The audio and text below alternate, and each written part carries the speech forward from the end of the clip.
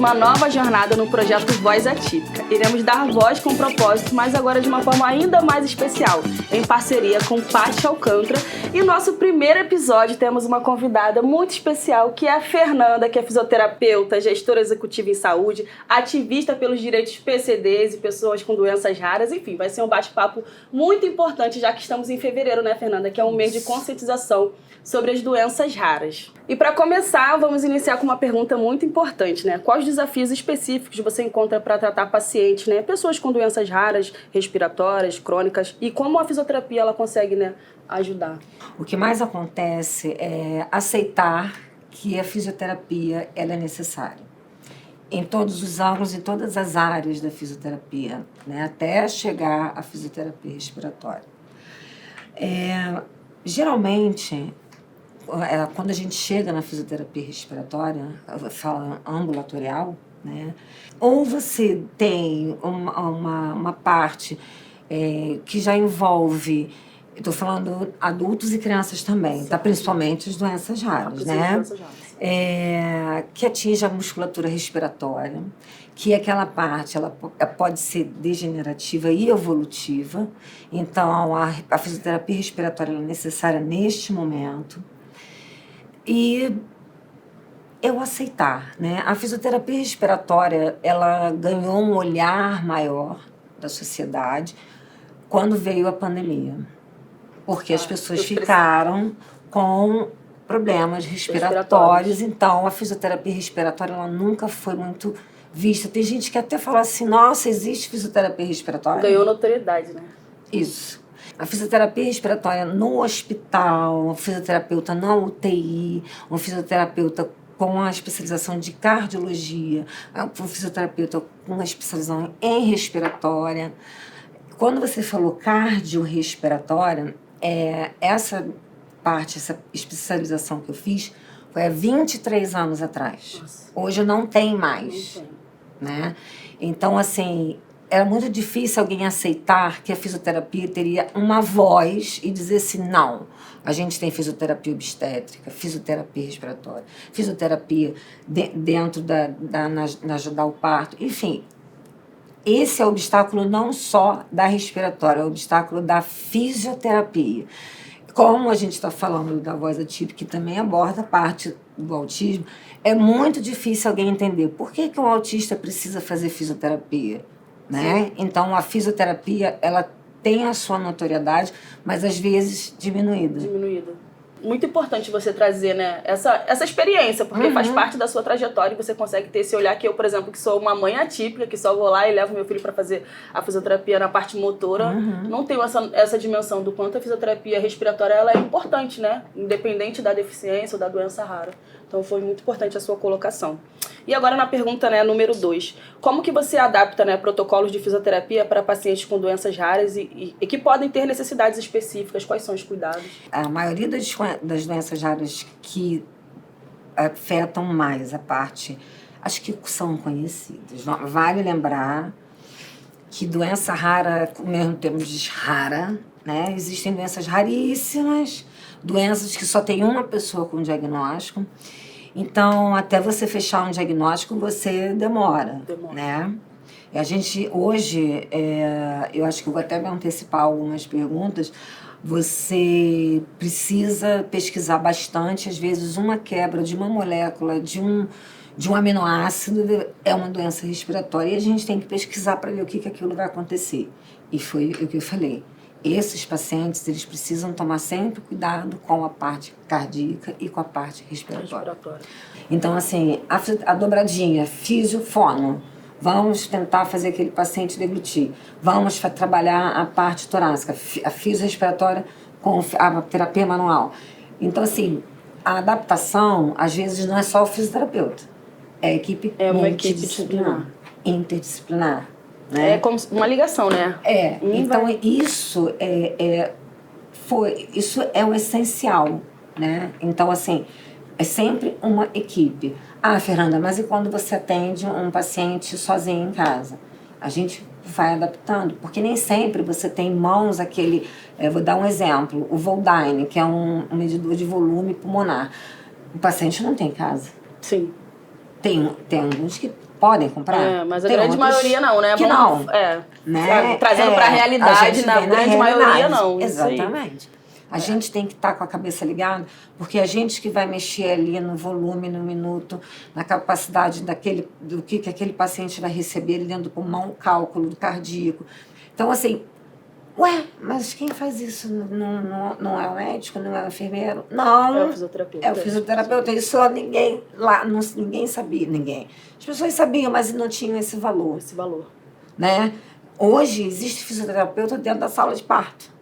Nossa, que incrível. Então, assim, voltando à adaptação, a gente vai se adaptando. Tem uma almofadinha aí, me dá aqui a almofadinha. Vamos posicionar esse paciente. É ter um olhar realmente, né? Porque, por exemplo, uma mãe, o próprio paciente, ele não vai ter, mas o profissional da fisioterapia, Sim. ele vai ter um olhar assim, essa posição não é legal, né? Para atender ou para melhorar a sua condição. E às vezes até a própria mãe chega e fala assim, olha, o meu filho, ele tá com um pulmãozinho ruim porque ele tá roncando. Porque isso é falado, o profissional fala, mãezinha não, mãe, olha só, ou então o nome da mãe. Observa como é que tá a respiração, porque a gente também vai ensinando para que se observe e fale pra gente. Sim. Entendeu? Porque a mãe o familiar tá ali diretamente, né? Então consegue. E às vezes a gente chama para acompanhar, né? Se a gente está dentro de uma instituição, a gente chama para acompanhar e mostrar, olha aqui como é que adianta. Uma manobra torácica, tanto no bebê, quanto no adulto, quanto num senhor de idade, um idoso, uma manobra bem feita, manual, você vê o resultado. Você descansa um paciente quando está com uma taquipneia, uma respiração acelerada. Você consegue descansar, né? E isso não é divulgado. E a gente vai adaptando conforme for. Incrível. É dessa forma que a gente vai tentando a valorização do profissional. Não, e assim, eu te convidei, né? E pra mim tá sendo muito importante, porque assim, realmente eu não entendo nada. E um pouquinho que você tá falando aqui, eu já tô assim, nossa, eu não tinha dimensão do que era, porque realmente é algo que é muito pouco falado, muito pouco, né, mostrado. E aí eu falei assim, poxa, eu preciso chamar alguém que consiga trazer, né, até uma experiência que eu não tenho, um olhar que eu não tenho. Isso é muito importante. E vamos para a pergunta de número 3, né? Quais são os sintomas mais comuns que você observa em pacientes com doenças raras, crônicas, e como a fisioterapia consegue, né, ajudar?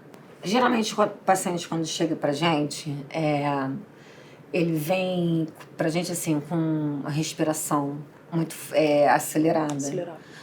O coração acelerado, porque você acelera a respiração, o seu cérebro manda pra lá, olha, tá faltando ar aqui. Então, ele começa.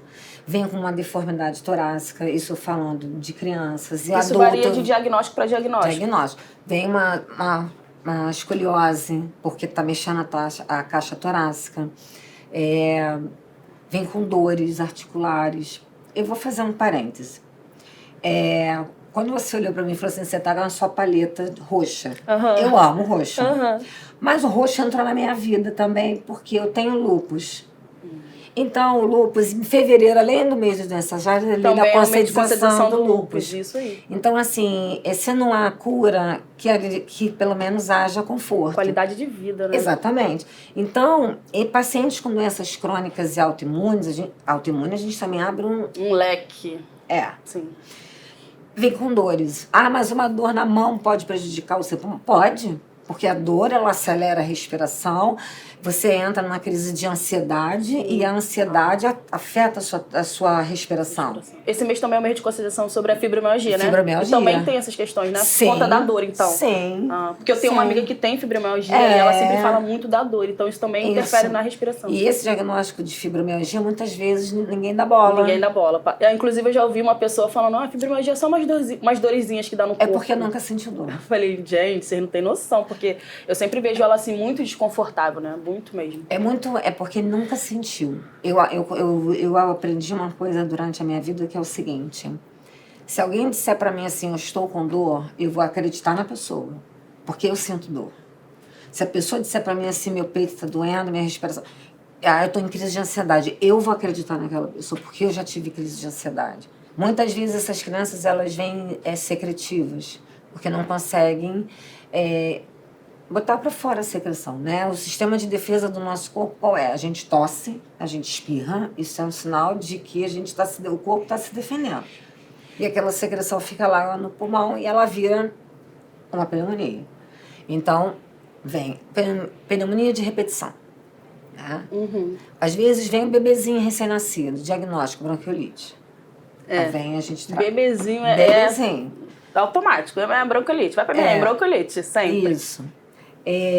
Aí vem a criança, o adolescente, deformidade torácica. Ah, mas a fisioterapia só trabalha pulmão? Não. Deformidade torácica, deformidade pulmão. A gente tem que tratar. Tem que tratar. Né? E os adultos? Doença evolutiva, Parkinson, as doenças neurológicas, paciente com AVC. Isso que eu ia falar, com AVC. Porque a gente tem que trabalhar, porque a gente trabalha o corpo, o fisioterapeuta trabalha o todo. É uma gama muito extensa, complexa, né? Qual é o maior desafio na gestão? O maior desafio na gestão é fazer as pessoas entenderem que a gente precisa ter um olhar crítico para aquilo que a gente faz e tentar consertar da melhor maneira possível. Isso em todas as áreas da vida da gente. Se todo mundo conseguisse ter um olhar, dizer assim, eu errei aqui, vamos tentar melhorar. Consertar. É isso. A gestão é isso. Você ter um olhar de tudo. E se você está tomando conta, seja lá o que for, de um setor de um hospital, vamos lá, de uma enfermaria pediátrica. Uma enfermaria pediátrica é um todo. E você perceber o pessoal que está trabalhando administrativo, o pessoal que está ali cuidando daquele paciente, aquele material que está faltando, aquilo que está acontecendo, e conseguir passar a sua visão, conseguir fazer a gente chama de diagnóstico, conseguir olhar e entender que aquilo está errado e tentar consertar, esse é o maior desafio. Então, lá naquela época, o que não tinha? Informação. Se você não tem informação, você não tem como fazer. Só que eu tive, graças a Deus, uma sorte de cair na mão do médico certo. Porque quando começaram os sinais e os sintomas, que não foi rápido, foi até rápido o diagnóstico, o médico me olhou da porta e falou assim, eu sei o que você tem, mas eu vou fazer os exames. E ele fez os exames e o tratamento foi, Então, assim, se eu hoje tenho lúpus em remissão de doença, e mesmo assim faço o tratamento, porque vale um alerta. Olha, pessoas da comunidade lúpica, pelo amor de Deus, quando vocês alcançarem a remissão, continue o tratamento. É uma doença que não tem cura, mas ela dá para viver. Na sua trajetória como ativista, qual tem sido a sua maior dificuldade em sensibilizar a sociedade sobre a realidade mesmo das pessoas com doenças raras, pessoas com deficiência? Olha, eu vou te falar. Ano passado, aqui em Niterói existe a Franit, que é a frente das pessoas com doenças raras em Niterói. A gente juntou um grupo, né, fizemos uma carta e conseguimos aprovar ano passado uma lei para que no município de Niterói tenha uma lei com as pessoas com doenças raras. Inclusive, está tendo né, uma semana de conscientização, né? Isso. Mas, cara, é difícil. É difícil. É muito difícil. Eu não sei você, mas às vezes eu tenho a sensação de que eu tô falando sempre com as mesmas pessoas. E a gente quer alcançar mais. Por exemplo, eu falo muito isso. Eu quero alcançar o porteiro do meu prédio que não tem uma vivência direta, a minha síndica que não sabe que, por exemplo, acha que a acessibilidade é uma rampa. E não é uma rampa. Não. Se o problema da gente fosse uma rampa... Não é. Então, assim, eu falo, cara, eu quero amplificar cada vez mais essas vozes. Eu quero que as pessoas realmente entendam, É por isso, né? que eu falo. As que pessoas é complexo. elas só vão entender quando aparece alguém numa reportagem dizendo assim... O meu filho precisa de uma medicação que custa 10 milhões de reais, eu não tenho como marcar, eu preciso de uma vaquinha, tarará, tarará. Não vamos precisar de uma reportagem não, porque o nosso próximo episódio é sobre uma mãe que precisa de uma vacina que custa 18 milhões de reais. Aí. Você acredita que a conscientização, né, esse movimento que a gente faz diariamente, não só aqui, mas nas redes sociais, na nossa vida, eu acredito que você seja assim, porque eu sempre, quando eu tenho oportunidade de conversar com alguém, eu já... vou conscientizar essa pessoa aqui que ela tá precisando, né? Você acredita que é um caminho para que haja uma evolução, né? Das pessoas serem realmente mais respeitadas, mais aceitas na sociedade no geral, pessoas com doenças raras? Eu acredito. Tanto é que a minha força é essa. Eu acredito. Nós acreditamos, né? Eu acredito. Eu acredito que a humanidade ela precisa evoluir. Isso eu acredito. Eu acredito nisso. Agora, às vezes eu não sei se as outras pessoas querem ouvir. Porque a gente grita. Você tem a sua voz, eu tenho a minha voz. Mas a gente vai gritando. Enquanto as pessoas forem se juntando e começar a gritar mais... Porque, olha, eu vou dizer uma coisa para você. Se tem pessoas que conseguem se juntar e gritar e pedir e ficar embaixo de sol gritando, são as mães. Principalmente as mães atípicas, elas gritam, elas conseguem, elas vão e vai, porque, olha... A gente teve aí um exemplo recente, né, que foi a luta pela PL, né? E a gente foi uma união, assim, grito que a gente fala às vezes é realmente movimentar, unir, todo mundo vai falar sobre o mesmo assunto, todo mundo concordar que a gente não é contra, que a gente não é a favor disso, e deu certo. Deu certo. Né? Então é isso, é realmente união, fazer movimentos que as pessoas consigam entender, assim, essas pessoas são as que são afetadas diretamente por essa decisão e elas não concordam com essa decisão.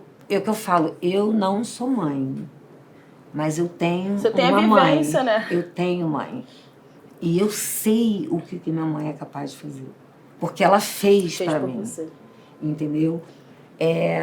Eu tinha uma avó que era mãe da minha mãe. Eu tinha uma avó que era mãe do meu pai. Né? E eu tenho um sobrinho maravilhoso. Meu sobrinho, ele não é uma criança atípica. Mas ele sabe tudo sobre inclusão, porque eu ainda acredito nas crianças. Na conscientização. Eu ainda acredito. Muito importante. Eu até falando em criança, pegando esse gancho, eu costumo dizer que a criança, ela não tem preconceito, ela não nasce... A criança é questionadora. Por exemplo, às vezes vê o cara na cadeira, por que ele tá aí? E eu não me sinto desconfortável. Às vezes a mãe deixa ele perguntar, tá tudo bem. Ele precisa entender por que ele tá numa cadeira, né? Mas quando a criança ela esboça algum tipo de preconceito, eu acredito que isso vem da vivência. Sim. Tá ali, ela convive com pessoas que têm falas pejorativas, que têm falas preconceituosas, que têm atitudes preconceituosas. E a criança, como é natural, espontânea, ela só vai transbordar a vivência. Só o da mãe já valeu. Entendeu? Só o da mãe já valeu. Então, assim, toda vez que uma criança questiona, não, vamos responder ele, olha, aí a gente faz aquele trabalho de conscientização, mas isso não impede dele ser seu amigo, dele brincar. Então, o Alegre, no geral, ele é muito abraçado, né? Então, quando eu encontro alguma criança que tem uma atitude preconceituosa, eu já sei que aquilo ali vem da vivência. A criança não é capacitista, a criança é pura. Ela nunca vai fazer isso. Fernanda, antes da gente finalizar tudo, né, eu quero te agradecer. Nada, o prazer foi meu. Extremamente importantes, esclarecedoras para mim como mãe, acredito que para todos que vão assistir também esse podcast. Obrigada por estar aqui no nosso primeiro episódio. É uma delícia. É um momento muito especial para todos nós. Conta pra gente onde você atende atualmente, quem quiser saber, seu Instagram, se você quiser deixar, esse é o momento. Atualmente eu atendo no espaço Somos, que fica no Niterói Shopping, na sala 2102. Meu Instagram é @fpimenta. Eu deixo algumas mensagens, né, quando alguém me pergunta. E foi o que eu disse, nunca desista, né, daquilo que você é capaz. Nós temos voz, todos nós, que possamos usar nossa voz para coisas boas. Nunca deixe ninguém duvidar da capacidade de vocês, de nós, porque já duvidaram muito da minha capacidade e eu aprendi isso. É isso, galera. Encerramos mais um episódio do Voz Atípica, dando voz com propósito, podcast aqui em parceria com Paty Alcântara. Estamos muito felizes. Recebemos a Fernanda Pimenta, uma querida que transbordou aqui conhecimento, informação, conscientização, um pouco do ativismo que tá na veia, né? Na veia. E compartilhem bastante esse vídeo, comentem, vamos conscientizar o máximo de pessoas. Esse é o caminho que a gente acredita para que se haja inclusão de verdade. Seguimos dando voz com propósito.